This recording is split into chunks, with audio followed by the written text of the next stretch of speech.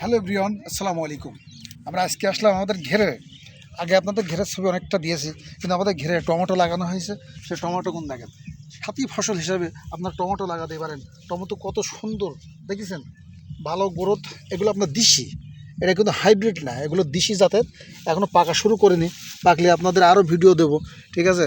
তা আপনার ভালো জাত, হাইব্রিড জাতের, দেশি জাতের মতন, কিন্তু দেশি বলা যাবে না, এগুলো এগুলো হাইব্রিড জাতের।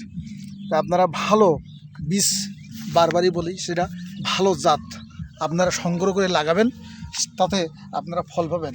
আর যাদের ঘের আছে, ঘেরের উপরে ভেড়িতে আপনারা এইগুলো দিতে পারলে ভালো ফলন পাওয়া যায়। এর আগে বানে ছিল আপনার উচ্ছি, বরবটি, সিম। সিম আমার শীতকালীন সবজি, এ সাইডে আমাদের লাগানো হয়নি, ওই সাইডে লাগানো হয়েছে।